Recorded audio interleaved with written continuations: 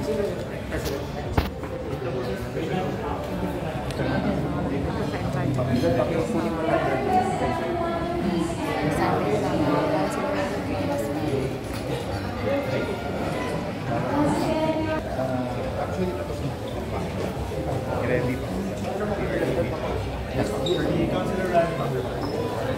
all acknowledge the presence of our dear Senator of the Republic of the Philippines, Senator Bongo!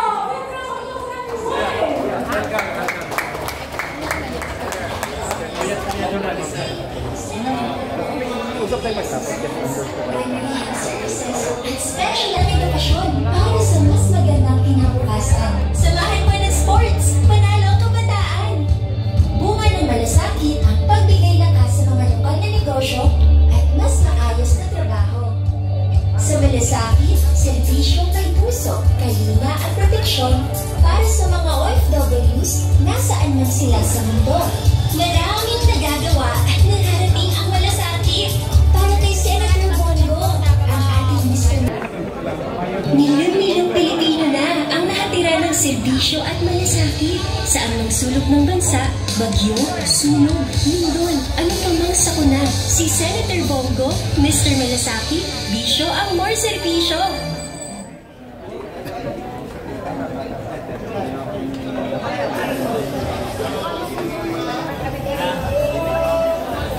Once again, a big round of applause to our Mr. Malasakit, the Senator of the Republic of the Philippines, Senator Bongo! Isang lakas po na palakpakan!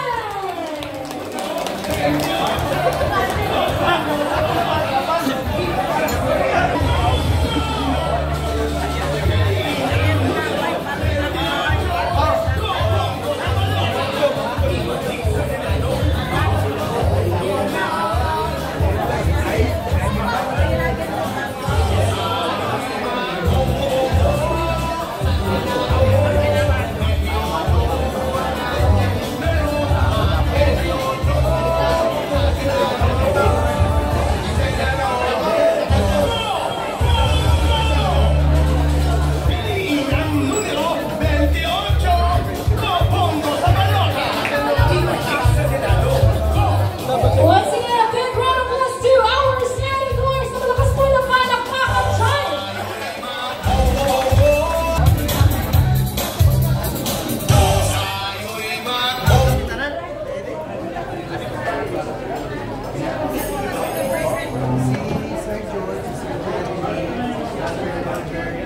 Mr. Malasakit, Senador Bongo!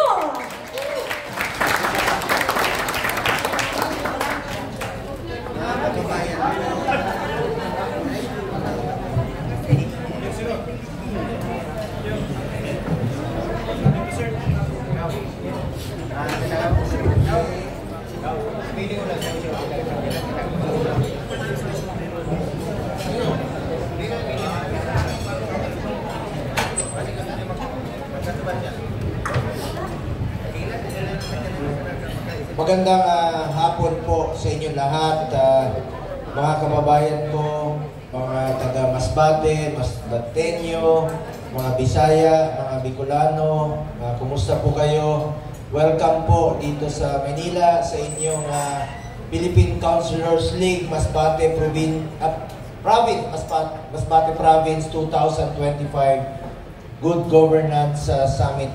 Let me repeat, natutuwa po ako na participate po dito sa inyong Councilors League Masbate Province Summit. At kanina may lumapit po sa akin, nagpapasalamat sa mga tulong sa malasakit. Isa lang po ang masasabi ko, huwag ko kayo magpasalamat sa akin. Ako po ang dapat magpasalamat sa inyo dahil binigyan niyo po ako ng pagkakataon na makapagserbisyo po sa inyo. Maraming salamat po sa inyo lahat. Ako po'y natutuwa, no, makasama kayo. Parating naman po ako sa Masbate. Noon pa man, just recently, last year, no, na nakabisita rin po ako sa Masbate. Mismo yun sa malayo yun, sa Milagun. No? John, okay, ano ba lang? Ito. Nabisitahan ko last June 24 sa Dagat Festival at binisita ko yung Super Health Center sa Kataingan at nabalitaan ko po na nagkaroon po ng lindol, no, sa Masbate noong February 15. Kumusta po kayo? Sana po'y walang nasaktan. At gusto ko lang po ibalita sa inyo na isa po ako po'y isa sa mga author na nagsulong at co-sponsor ng ito pong evacuation center. Paglalagay po ng mga evacuation center sa mga syudad at munisipyo. Batas na po ito ngayon. Ito po Republic Act 12076 establishing evacuation center sa kada munisipyo at kada syudad para meron naman pong komportableng pagpapahingahan po. Halimbawa, sunog. Halimbawa, baha. Halimbawa, lindol. Putok ng bulkan. Bagyo. Alam nyo, wala pong komportableng evacuation center ang mga kababayan natin. Minsan, ang nagagamit yung mga covered court. Minsan, nagagamit eskwelahan. Nadadamay pa yung pag-aaral ng mga bata. So ngayon po, it's a multi-year plan of the government na tuloy-tuloy po ang paglalagay ng mga evacuation center. Proud lang po ko'y balita sa inyo, ito po Republic Act 12076. Ay ako po isa sa mga nagsulong na may sa batas po ito. Finally po, batas na po ito para tuloy-tuloy po mabigyan ng prioridad ang pagtatayo po ng mga evacuation center sa mga syudad at munisipyo. Kasama na po dyan sa inyo sa Masbate, mga kababayan ko. At nagpapasalamat po ako sa lahat, no, ng mga opisyalis natin dito po sa Masbate. Kung maalala ko nga po, no, na meron tayong pinuntahan na Super Health Center sa Kataingan. At gusto kong batiin, of course, ang ating mahal na Governor Antonio Co. Palakpakan rin po natin. Ating mga ang Vice Governor, Ma'am Elsa Olga Co. Palakpakan po natin. First District Congressman Richard Co. Palakpakan po natin. Second District Congresswoman Ara Co. Third District Congressman Wilton Co. Ang aking kaibigan. And of course, ang ating mga officers po ng PCL Masbate, headed by Board Member Rani Laurian Sia. Palakpakan po natin. Maraming salamat po. Councilor Jonalyn Rana. Palakpakan po natin. Councilor Cicero Conag, palakpakan po natin. Councilor Karen Ballesteros, Councilor Raymond Ivan Giamos, Councilor Rob Sese, Councilor Jemery Madridejos. Ang dami yung ang ating mga... Dito ba si Mayor? Glenda Villahermosa ng Montreal. Ma'am, magandang hapon po. Salamat po, ma'am. Salamat sa kayo lumapit kanina. May apology po. Salamat po ng Montreal po. Vice Mayor Rodolfo Pipito ng Esperanza. Sir, ang ating mga Vice Mayor rin po, Telma Ang ng Kataingan. Ma'am, galing ako dyan sa inyo. Yung Super Health Center po ninyo. At si Vice Mayor Fernando Mogues ng San Fernando. Palakpakan po natin. Vice Mayor Manuel Hermosa ng San Pascual. Vice Mayor Jerome Duano ng Montreal, Vice Mayor Cheddar ng Sanchez ng Uzon, Vice Mayor Oscar Alba ng Milagros, Vice Mayor Esther Binsol ng Kawayan, at ang ating Head ng Programming Technical Section, Maria Graciela Musa, at Uniela Ferrer ng GAB, at saka GAB Consultant of Meneses Training and Research Services. Mga kababayan ko, gusto ko po batiin muna lahat ng mga konsyal natin from Aroroy. Sino mga taga Aroroy? Ay nga po, Bisaya ba kayo rito o Bicolano? Sagol. Maayon na hapon sa inyo. Sa Bicolano, marhay na hapon sa inyong lahat, mga kababayan ko. Bisaya po ako na Batanggenyo.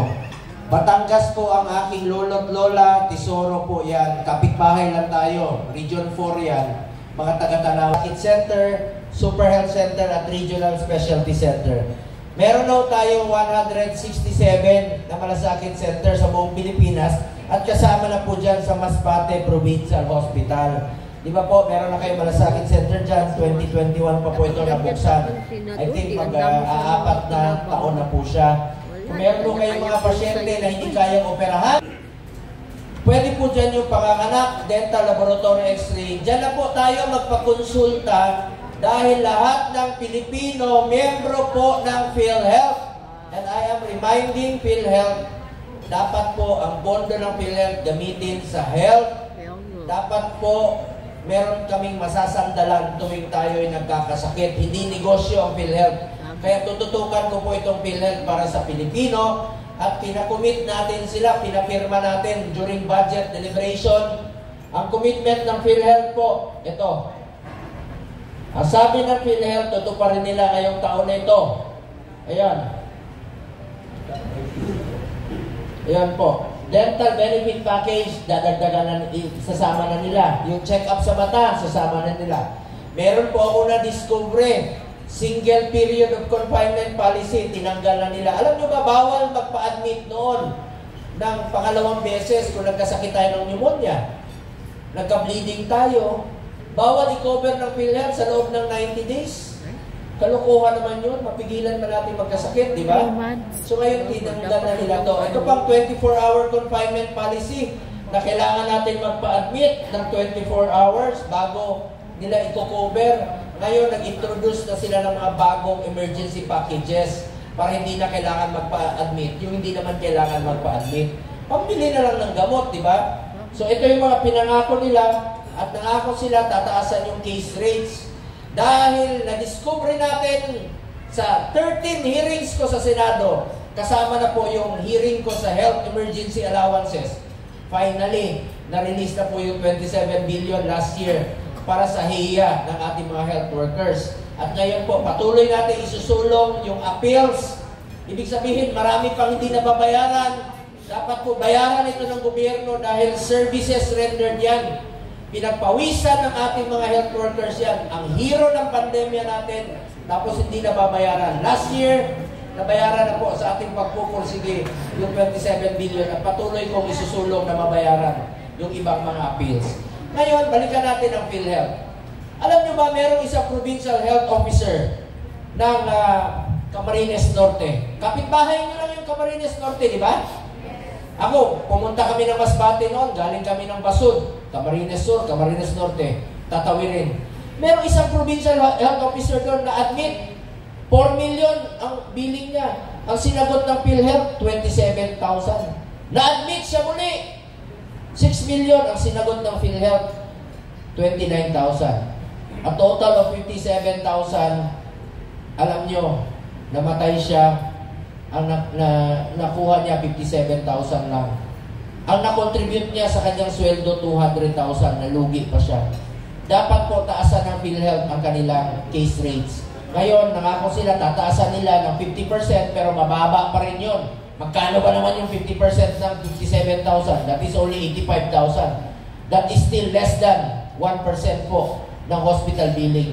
Dapat i-expand nila yung benefit packages, yung operasyon sa puso, yung mga bypass o angiogram, dapat po yung tataasan na nila.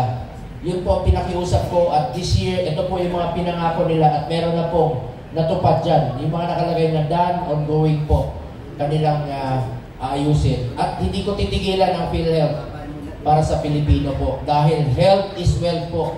Kalusugan ng bawat Pilipino ang nakataya dito. At pera natin yan. Sweldo natin yan na kinakaltas sa atin. Dapat po meron tayong masasandalan. Mga kababayan ko, balik tayo sa Super Health Center. Tingnan nyo po sa Batangas. Island. Sa Masbate, di ba island kayo? Ang layo ng mga ospital. Pumunta kayo ng regional hospital ninyo. Pumunta pa kayo ng Naga, di ba? Saan pa? Legazpi. Ang layo. Paano na lang yung mga buntis?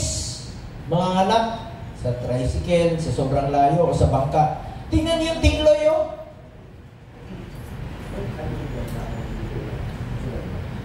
Tingloy Island. Pinuntahan ko yan mismo. Marami na akong naikot sa buong Pilipinas. Ito, totoong storya to, true to life to. Mga buntis na nanganganak sa bangka. Ngayon, meron na silang Super Health Center. May pharmacy pa sila. Yun ang plano kong paramihin pagdating ng panahon. Magkakaroon po ng 700 na Super Health Center sa loob ng 4 na taon. At kasama na po dyan ang sa Masbate. Ang sa Masbate, 10.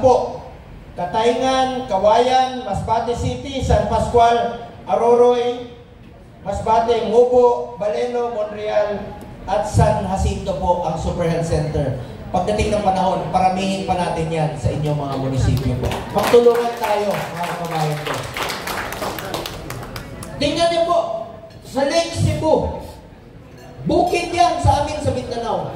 Pinuntahan ko 2 oras paakyat.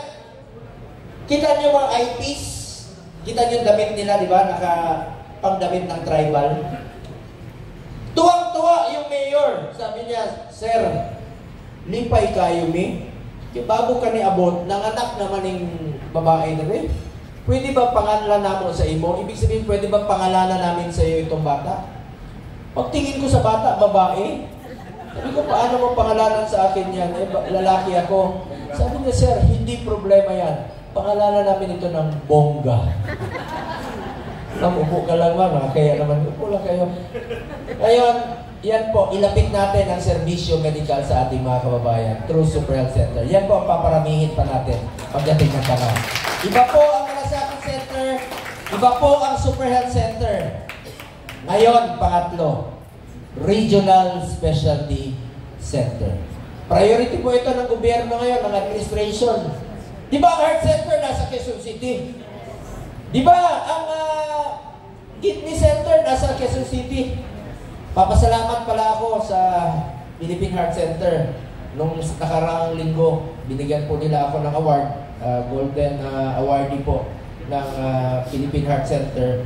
At ako po ay patuloy na tutulong sa mga pasyente na lalong-lalo na po yung mga mahirap. Gusto kong magkaroon sila ng pag-asa. Alam niyo rito sa Philippine Heart Center, naawa ko, ang daming mga mahirap po. Gusto kong humaba pa ang kanilang buhay. Papasalamat po ako sa Philippine Heart Center. Ako naman, with or without award, patuloy po akong magsiservisyo sa ating mga kababayan.